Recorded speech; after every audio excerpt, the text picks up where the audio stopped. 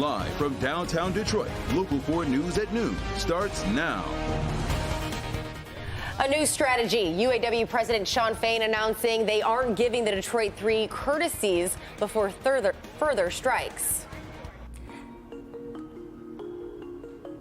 And that is where we are starting here this noon. I'm Kim DeGiulio. And I'm Priya Mann. This morning, Shawn Fain took to a live stream to give an update on how negotiations have been going. And while the company isn't striking more facilities, he says the UAW is implementing a new strategy. Let's get out to our Rod Maloney. Rod, Fain says that they aren't giving advance notice anymore. What kind of impact will that have on the car companies? Well, it certainly got their head on a swivel now, and that's exactly what it is that he wants. Basically, what he was saying is that Ford, in particular, was gaming the system.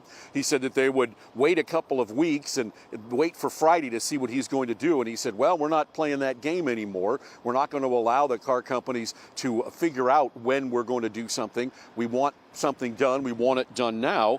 And so, he said, look, he said they figured out the rules, and so we've changed them. He said it's time to pony up.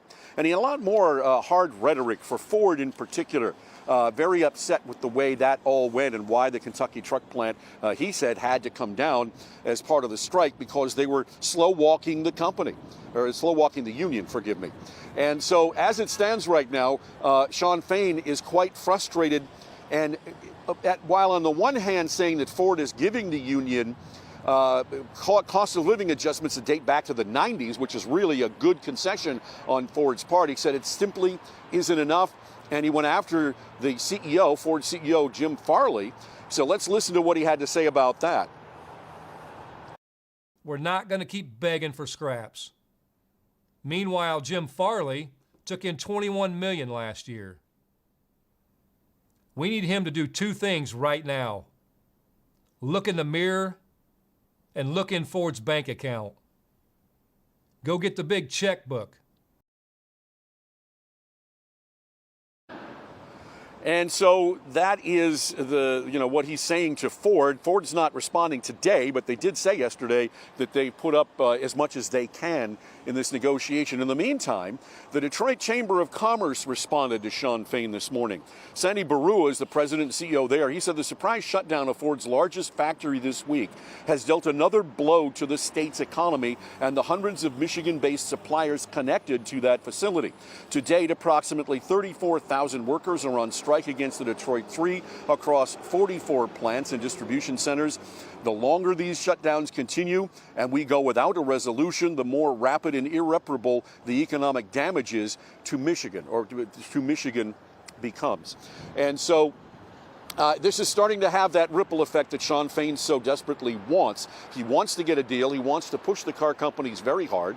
His very rhetoric-filled announcement today came without another strike, though, and that was a surprise to some, thinking that he was going to perhaps have a strike against Ford and Stellantis. But he did say that Stellantis was talking with him in the half hour before he went on TV, or on Facebook Live anyway, and that he felt that they were making some progress there. So it's all it's all really coming to a head now here. Shawn Fain wants to move this thing along. The companies certainly want to see it moved along. But when Ford says they put all they can on the table, it's going to get very interesting in the days ahead. We're going to be looking at some of those issues, including what's to become of the suppliers in all of this. We'll take a look at that later on Local 4 News at 5 and 6. Reporting live in Detroit, Rod Maloney, Local 4. Yeah, we are certainly already feeling those ripple effects. All right, thank you, Rod. We are also following the labor talks involving workers at Detroit's 3 casinos. As the negotiations continue today, so do strike preparations. In fact, dozens of casino workers spent Thursday morning making picket signs. They're asking for higher wages and other health care benefits. The deadline, though, is fast approaching. Union contracts with MGM Grand Hollywood at Greektown and Motor City casinos all expire Monday night. And we are learning today that Florine Mark, the former president of Weight Watchers and prominent entrepreneur here in Michigan, has passed away. According to her family, she passed away last night. At one point in time, she owned the most Weight Watchers franchises in the world before selling them to the parent company. As of right now, we don't know her cause of death. She was 90 years old.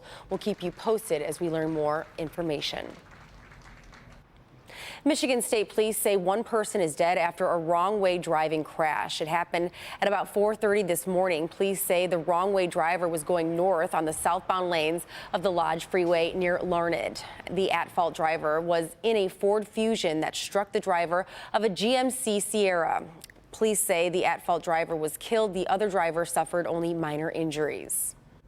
Nearly 500,000 baby bibs and blankets have been recalled due to a possible choking hazard. The recall involves roughly 450,000 sleepyhead loveys and bandana bibs from Little Sleepies. The company says the care instruction label on the products can detach, and that poses a choking hazard. Little Sleepy says they have received 2 reports of the label becoming detached. However, they say no injuries have been reported. Consumers should either remove the label or return the product for a full refund. More than $500 million has been awarded by HHS to advance the development of potential COVID-19 vaccines and therapeutics. With the grant money, in the future, some vaccines may come in the form of nasal sprays or patches on the skin instead of jabs in the arm. The Department of Health and Human Services said it picked 3 initial next-generation vaccine candidates. Those phase 2B clinical trials are set to begin as early as this winter. And a look at the forecast for the weekend. Not looking great. No, we have to find a silver lining somewhere, Ashley. I said this morning that at least it's not snow. Yes. Right. I mean, we are like grasping at straws here. But yeah, let's go ahead and take a look at the weather story. It's a soggy weekend ahead. I know it doesn't time out well for your weekend plans. And not only will it be wet, it's going to be windy. Gusts are going to possibly be near or even exceeding 30 miles per hour on Saturday. And these temps, well, they're going to stay below average for a little while as well. Taking a live look at this noon hour, Mount Clemens, where the cloud deck is thick out there. Detroit at 53, Howell 50, Port Huron 54, and Monroe 55. Winds are still between about 5 to 10 miles per hour. They've been trending a little higher in Detroit at 13 miles per hour. But the winds, these easterly winds, will be picking up as we head throughout the later part of the afternoon and evening, ahead of more rain that will be filling in. You can see just how much moisture is pushing through Wisconsin, western Illinois. It's all heading our way as it has that easterly motion. But the thumb, you've been with some consistent light showers throughout the day, and those stretch as far south as about Sterling Heights right now in exact track 4D. So your afternoon forecast, well, we get in the upper 50s, but you'll be grabbing for the umbrella. We're going to time that out for you coming up in just a few minutes.